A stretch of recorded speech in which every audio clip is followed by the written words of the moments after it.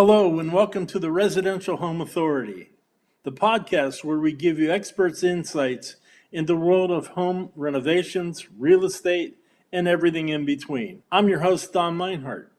And I'm your host, Vanessa St. Clair. And today we are going to be talking about something near and dear to our hearts, which is the top 5 things that you can do to remodel your house. But wait, there's something a little bit more specific about it, right? Like it's the best investment on your money if you do these things, like the most Yes, return when you sell. yes, we're going to Okay. talk about the percentage of return. So the list is from I have to look. Remodeling Magazine. This is their annual, basically, survey that they put out to remodelers and real estate agents, and we're specifically doing the Pennsylvania, New York region. This isn't the national average, but most of the time these line up with what people do nationally. But we're only going to be looking at the percentages for that region because, well, you were practicing real estate in Pennsylvania, so it kind of makes the most sense. Right, uh, but you are right. They are pretty much across the board the same. No yeah. doubt about it. So, should we have a drum roll? Yeah, let's do it. Sorry, you couldn't see my hand hitting the Okay, computer. Okay. so coming in at number 5 is window Okay. replacement. What do you think of that? Well, you have a couple of choices, and they give us a couple of numbers, so I'm going to read them off to you. Let's hear the numbers. Let's hear the numbers. Yeah, for a wood window, you're looking at a cost of 25,000. Okay. You're looking at a resale of 16, which puts you at a return on your investment of 62%. Okay. If we're talking vinyl, we would spend about $4,000 less, and obviously return would be about 4,000 less. For a wood window, you're looking at a cost of 25,000. We'd at least up our percentage to 67%. Okay. Here's the thing about windows. Once you Okay. start hitting 30 years, you're They probably start. ready for replacement. Yeah, they're starting to go bad. But also, Well, I think people can repair if you have like the thing that we were looking for most of the time is if you had a double pane window, if there was condensation between those two, between the two panes. If you could see water in there, that means that most of the time they're ready. But I feel like you can repair them too. If you have like a newer house, if it's not 30 years old, you can do things to continue the lifespan of the window before you replace all of them. well, you brought up a good thing. Number one, you're right. We saw a lot of windows where you have condensation between the panes. Usually, if you're seeing that, you're going to see more windows go after that. So you see Oh, one or okay. two, they're just going to keep on rolling on eventually. That's showing the window has been wearing out. The second one is we're still looking in Pittsburgh at some houses with single pane windows, which is really insane. But a piece of information that, I mean, it is. It's so cold. You're losing. Look, let's put it this way. Years ago, it wouldn't have mattered. Heat didn't cost like it did today. But we know so much more about a house. It's not just the heat, also, it's the air infiltration, hmm moisture infiltration. So, single pane windows, I would seriously look at saying those need to be replaced. And then, as you said, the ones with condensation would need to be Yeah. replaced. Yeah. But expensive upgrade, isn't it? Yeah, no, that's actually a little bit shocking. But listen, I don't, how do I put this?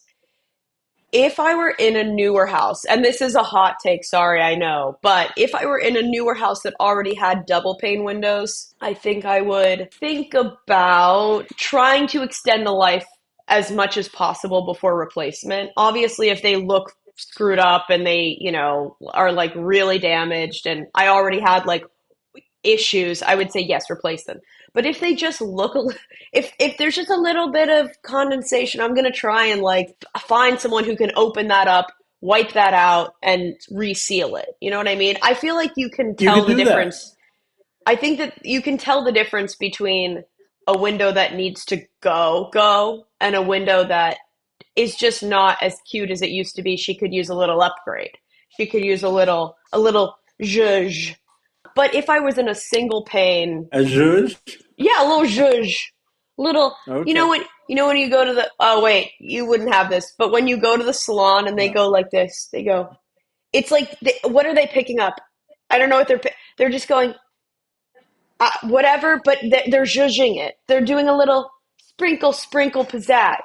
That's if I were in like a newer ish house that already had double pane windows that weren't completely like cracked, busted, I would probably do that. But a question, it's so unrelated, but like there was a house that we did.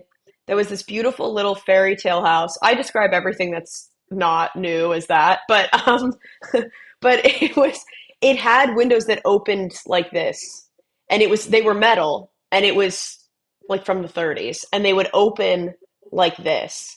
Do they have Yes. windows that are double pane that you can do that with? And I'm not talking about the crank. I hate the crank.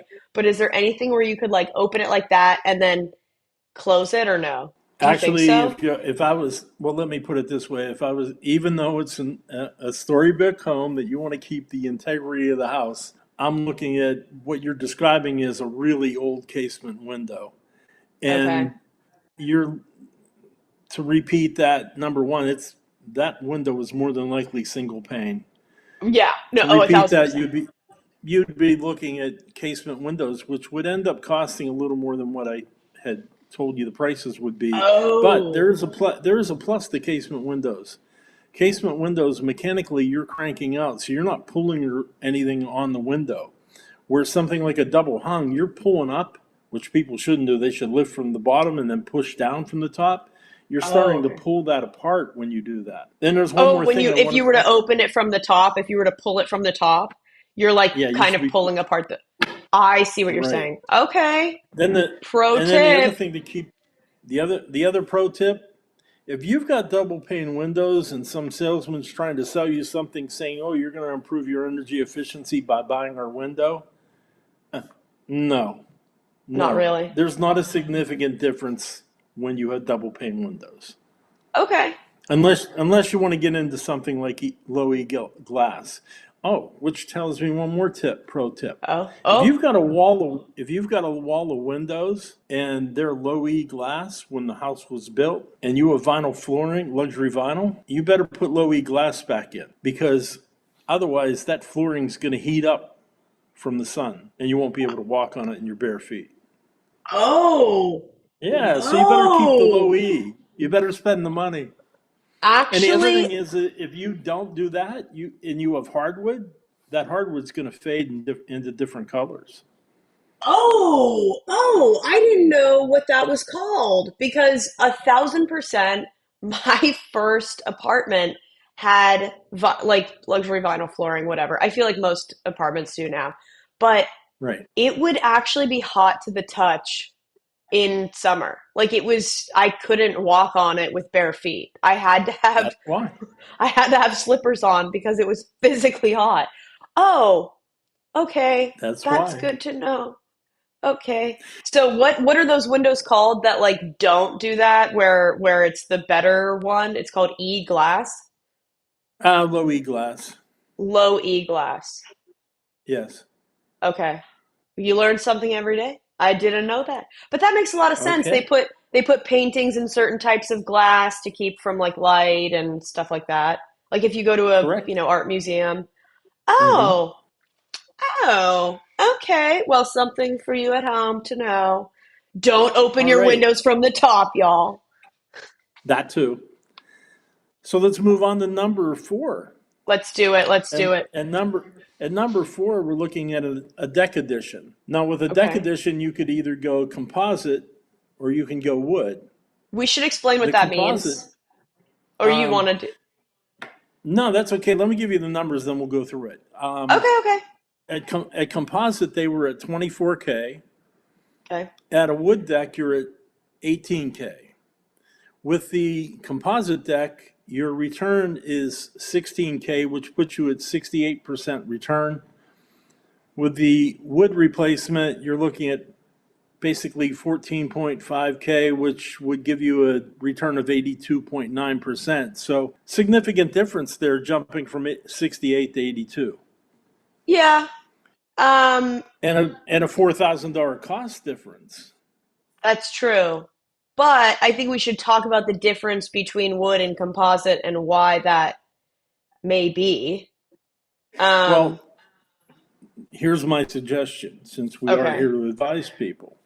If I'm putting a deck addition on and I'm going to stay in the house for a while, then the big difference is this: at a $4,000 difference cost, the wood, or what you're going to be stepping on when you walk out of your house, is going to be, instead of composite, we'll call it artificial wood. It looks like wood, but it's basically plastics. It's plastic. Yeah. I was just about Yeah, to be, it's it's plastic. plastic. Yeah. Now, the support system's still going to be wood, but the surface and your railings are going to be made of a product different than wood. And the reason I say is, if I'm getting that low of a return, I want to get some use out of it. And when I go to sell the house, let's say 5 years down the road, 7 years down the road, or further, that deck's still going to look really good. Wood has a limited lifespan. And what I've experienced out there in the field is about 10 years to 15 years, depending on how well you maintain it. And once you see some wood going bad, It's the rest of all it's going to follow through. That's kind of true for most of these things. If you see a hint of something and it was all done at the same time, they're all gonna start to get there. Of course, you can do things to continue the life expectancy. Like you can take care of things along the way so that way it doesn't go bad. But with the harsh weather that we get in Pittsburgh, it's just better to do in my I hate to say it. If I wanted to live at a place a long time, I would do composite. And you know me, I hate plastic. I hate plastic. Sorry, you couldn't even see the hand. I'll do it on this side. I hate plastic, but I truly feel like in this case, it's probably a good call because also you're not going to be stepping on splinters. You don't have to like resurface it. You don't have to sand it down and stain it like every year. No, wait, I don't think people do that, but they kind of should. But um, you want to make sure that you're taking care of it, but you don't have to do as much if you get a composite deck. Yes. Now, if you really take care of a wood deck, you can make it last longer than 10 to 15 years. My parents actually have a wood deck that is now going on 25 years old. It looks like it had just been built, but But that's my because dad was my dad was obsessed with taking care of it. well, yeah, he took care of everything. He was like making sure that he would like wax his car like multiple times a week. Like, but there's a difference in generation for sure Yeah. between I also I think people don't know that they have to do certain things if they want it to continue to last. But that's what we're here to tell you. That's what we're trying. Exactly. Exactly. Yeah, So what do you think though? What we're do going to you move think on to though? number 3. Okay, okay, let's move on to number three. Let's do it. Okay, we're going to be looking at siding replacement. We can either do vinyl or we can do Okay. fiber cement. Okay, I'm going to before we do the numbers, what do you prefer, siding or metal? yeah, that's what I was going to say. I'm going to throw it in here. I would actually go with fiber cement, which is like a hardy plank. It makes the house look so much richer. Okay. And the reason I say that is the differential in cost for siding for vinyl it's 17,000, for fiber cement it's 21,000, but your return on investment for the fiber cement is 88% versus the vinyl, which is 80%. Wow. One of the big things that sells houses is the street appeal, obviously. Yeah. And I don't think from a visual standpoint you can compare what is, and when I say fiber cement, it has a look of wood Okay. um, versus a vinyl sided house. Yeah, that And, looks very and plasticky. And one of the things that's really interesting, because we have a ton of homes being built with vinyl siding, over time, siding can wave, it will be affected by the elements. It used to bleed, but now it doesn't do that anymore. It's impregnated all the way through. But it gets You mean wavy, with the where color? this, You mean, well, no, yeah, before the siding, early siding used to bleed through. It used to run down the side of the house. I'm not laughing at Now that. I'm it's, laughing that you casually work impregnated into this conversation. Why was that the go? I'm sorry. I'm sorry. I'm and sorry. I know. Um, Okay, so fiber cement is rigid, so it's not going to be affected by the element or by the elements over time. It just yeah. has a richer look to it. So to me, if you're really contemplating that or you want to increase the appearance of your house, I actually think that's money well spent. My question is, will it melt like vinyl if you put a grill too close to it? You know, that's funny you say that. It's amazing how many houses I see where they put the grill too close to it. They're out on a deck and they pushed it close to the vinyl. It's going like, woo. Yeah, no, it looks like it's Yeah, dripping, like your and house is you know what's dripping. worse? What? You know what's worse about vinyl? If you do that and you want to replace it, you're not going to get a color match. Oh, That's why you oh, saw them at houses when we inspected that were that way and they weren't changed. It wasn't because they didn't want to.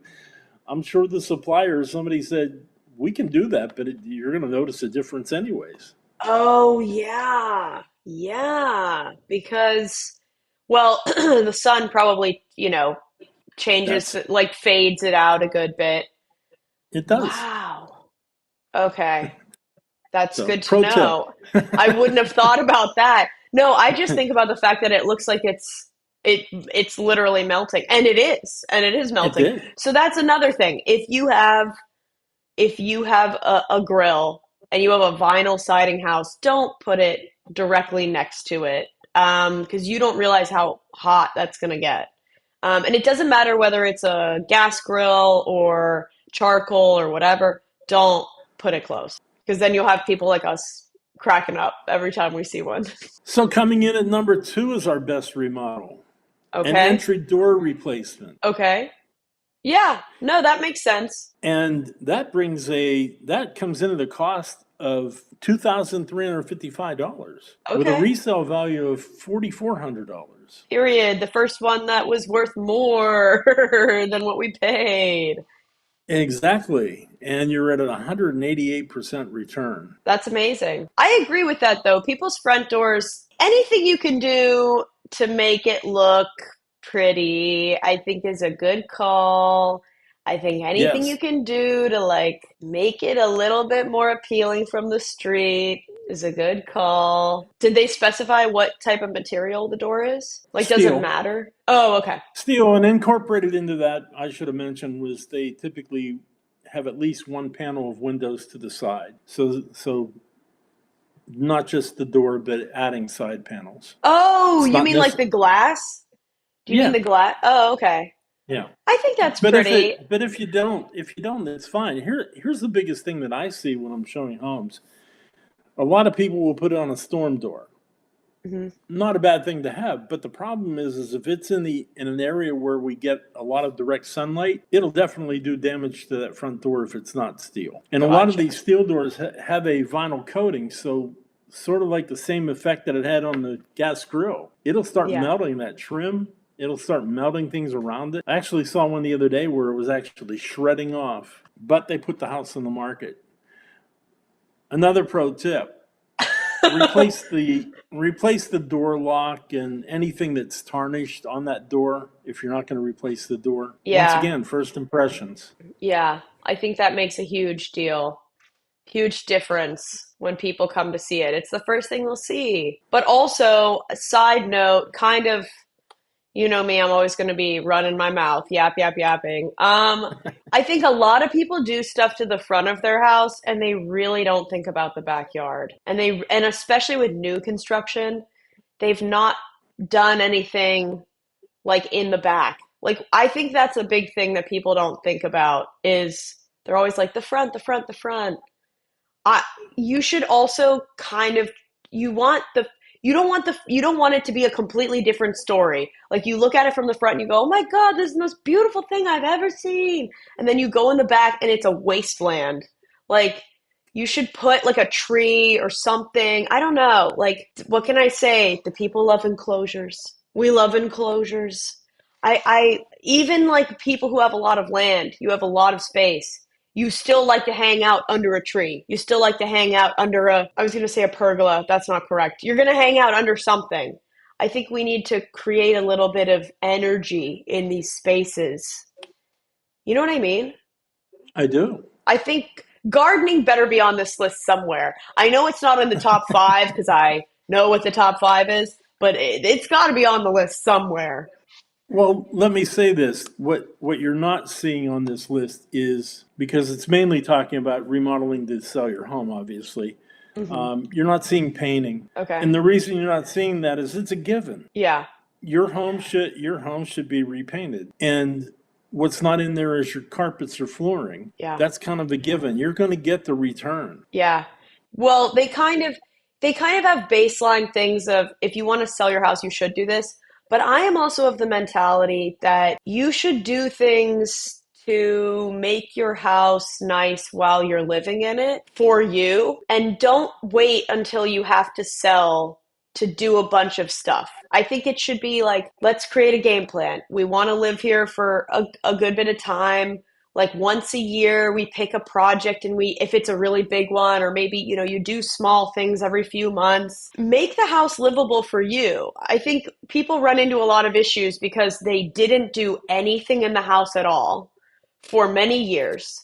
And then they go Yes, to and then sell they it. want top dollar. And then they want the most amount of money and they're like, well, and then they get upset because they're like, you're telling me I have to do new floors, and you're telling me I have to do this, and I have to do this, and I have to do this. And it's like, well, if you had, and then they get upset because they're like, all of this is for the new buyer.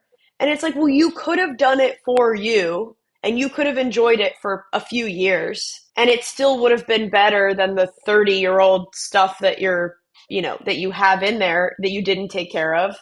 Like you could, or you view it as the seller before me didn't do any of that. Why am I now doing it? But I think that's, well, on your buyer's agent for not dealing with that. But also, Well, we just it is experienced good. that. Yeah. We did. We just experienced that. We had two houses next to each other. They were a little bit different models, basically the same floor plan or the same amount of square footage. Mm-hmm. The house on the left, when I'm looking at them, did not sell. It had been on the market for 5 months. Another house next to them on the right went on the market and it was gone in a matter of 2 weeks.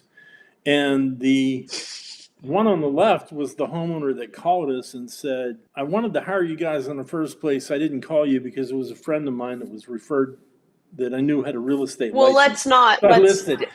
But here's the deal. Here's the deal. I'm not knocking anybody. It's the bottom line of presentation and knowing what you really need to do. The price was set based on the house on the right, but the house on the right had been totally remodeled. A ton of money had been spent on it. As a matter of fact, we did an evaluation of what was likely spent there, and they probably could have gotten more. Yeah. The one we were looking at, you come in with a list of all these things that needed to be done. Yeah. And the cool thing is, when it was done, the homeowner goes, oh, I've never seen this house look like. But the thing is they could have also lived in it and it would have been nice Well, for that's your them point. too. Yeah, that's your point. And I think people, they get frustrated because they think everything is for the new person, but what they're not realizing is like, you deserve to have freshly painted walls. You deserve to have like nice windows that aren't letting in a ton of air. Like you deserve these things. You should want to make your house if you can. And obviously everyone is coming at it from different perspectives and mortgages are obviously crazy. But you're doing what you can, but you should, in the areas where you can. We're talking about the most expensive, well, actually no, but we're talking about the things that will get return on your investment according to this magazine. But truthfully, anywhere where you can make your home personalized to you, I don't think is a bad thing. Like I think a lot of people, there was a trend for a long time where people were like, I'm only going to do things because I think it will resell. And I think you shouldn't necessarily go about, your life like that. I think you should choose things because you will enjoy it. Obviously, if you have like a crazy red, bright red or purple or green room, maybe you might want to repaint that before people come in, but you should like you should have cabinets. I know that there was a period, when people had the dish racks, it was like where you'd put your china in and it was like those slats. A lot of people were taking those out for forever because they went, oh, well, this is old timey. No one wants to get this anymore. And now people are putting them back in. You can do things to make your house personalized without people hating it. And I think people like details. I think the more that people are walking through houses, the details are what sticks out to them. It's what they want to see. You know what I mean? Well, it's that, and I think that part of the big thing is as the house gets older, things wear and tear. When people move, especially today's buyer, when they move in, they don't want to have to do anything. They Yeah. expect it to look like the builder's model when it was first built. So the closer you can keep your house to that presentation, the better you're going to do on a resale basis. And once again, looking at this list of remodeling, where is my return? And when we talk about the worst, we're going to talk about people spending money in really fancy things, which don't bring back the return that you would think. Yeah. They're But in doing this the case, most. They're doing the most, which I don't hate, but also don't expect people to pay for your crazy. so now we're Oh, going to you jump to number one. okay? Number Number one, one. I think everyone's going to be surprised. Wait, The drum number roll, one best please. replacement is okay. I'm not good at Brrrr. that. Okay, okay, that's fine. There you go. Replace your garage door. Did you Four hear thousand that? dollar cost. $4,000 cost, but a 193% return on investment. That's wild. You know the Yeah. reason? No, Because I want to hear it. most of these houses, because of the size of lots in particular, have a front entry garage. So Mhm. there you've got this 20, 18-foot wide big blob. Yeah. If it looks old and beat up, Looks like and someone it's was going to hitting it look with a old over hockey time. puck. Yeah, Yeah. it looks like kids were just throwing dodgeballs at it. And the other part you see a lot is where the insulation is worn out in the bottom and it's hanging out the front of the garage door, and Oh yeah. you It's know. wavy hanging off. But also when you But it's replace the garage door, it's also functional, right? Like because there is the sensor. I'm assuming you would replace that as well, right? So it's like not yeah, just the door you itself, but it's the whole motor and the sensor at the bottom and all that. you should have a garage door opener. People expect that today. The second thing is you'd probably be looking at replacing all of the racking in order to make that baby move up and down. Because back in the day, and you'll remember this, you'd go into a house and you'd see springs Yeah. that would pull that garage door up. Well, they're very dangerous. We're going to give a pro tip here. If you've got springs in your garage pulling that door up, make sure there's a safety wire running through those springs. Because if they snap, that spring They'll will go go anywhere it anywhere. wants. It can Yeah. go right through your head. Last thing I want to do is have a spring snap and kill me. Anyways, What so that is fun. our big number one, and it was still shocking to me that return was so great. But I can see it. It changes your street appeal. It also now they're insulated much better, so you're going to save cost in living in the house. But Yeah. it'll look so much better, and you can get rid of those springs. Say Yeah. goodbye to those. But it is an important factor, and I know myself. I have one garage door with a garage door opener that you can push the button when you're in the car. The other one you have to get out and manually hit the keypad. I'm ready to say goodbye to that candy. But Yeah, no. I think the garage door makes sense. All of these seem pretty sound. It's just a matter of what you can do. Do we have a favorite on the list? Is there anything that out of these five, that you're like, this one I like the most, or this one I would do? I think the composite deck. Oh, I okay. think that whenever you're going to put that kind of expense out there and you're putting something up that has a long lifespan to the house, once again, this is an opinion of numbers on cost versus investment. I hmm think that there's actually a better return than what they're broadcasting. You're saying, I know. And well, yeah, a thousand Well, percent. well, well. let's think of it this way. If I've got a 2,000 square foot house, the value of that house is partially based on the fact that it has 2,000 square feet. And there was a cost to create that. Well, now I'm adding a deck. So I'm actually including or increasing living space. It may be limited to the outside conditions, but at a very low cost, I've increased my enjoyability of that property. I'll still come back and say, though, if I had a house where I could walk out of that slider glass door, that atrium door onto a patio, I'd much rather do that because then there's no maintenance at all.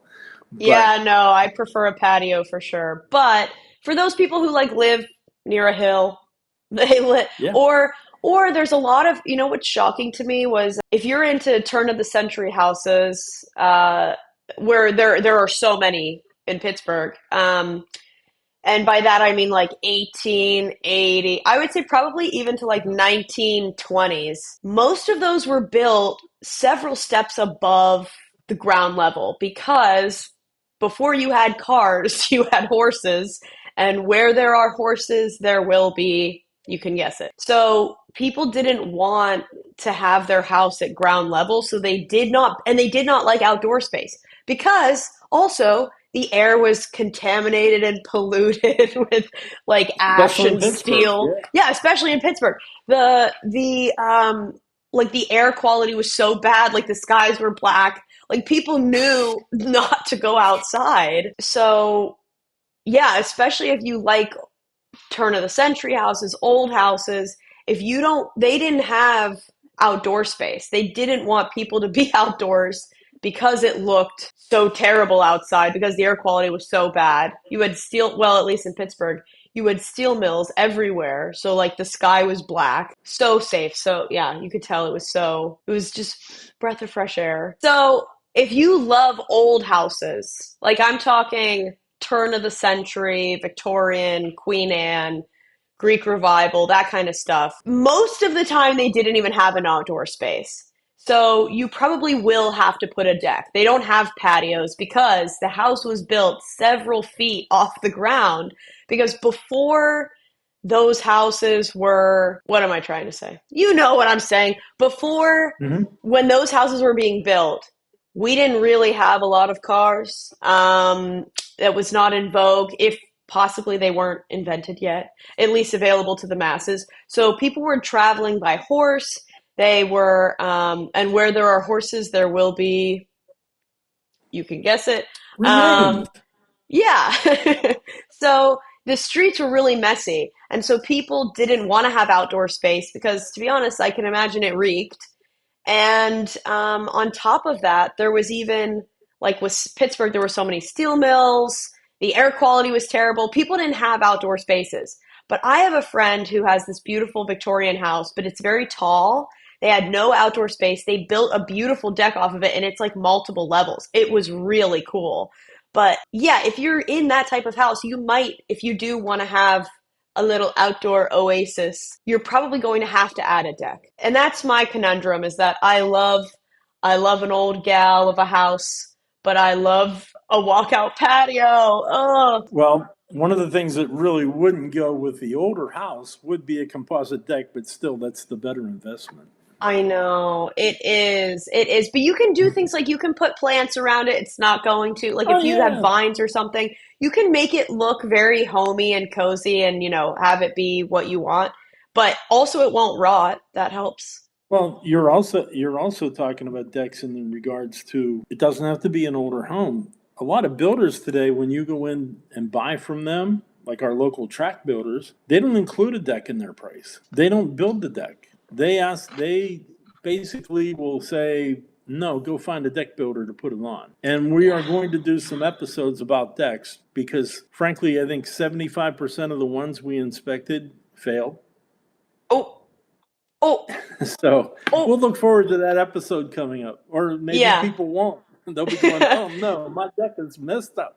Yeah, well, if they find that out, ultimately it is a safety thing. I think there's a lot of stuff that they can fix. We're not talking about if it looks janky, although sometimes when it looks janky, you can go, oh, that you don't want it to look like Lemony Snicket, A Case of Unfortunate Events, you know? Like, remember that deck Yeah. on Meryl Streep's house that was wibbly and wobbly and she ends up falling into the sea. Yeah, we've seen quite a few of those. Yeah, I do. So I do remember. yeah, so I think there's a lot of things that you can do that are cosmetic, but ultimately a lot of these are for your safety or for you to have cheaper bills. Long term, cheaper bills, which I'm all in favor of. But I feel like that was that was a great I feel really good about what we said today. And I can't Well, say the same every time I speak.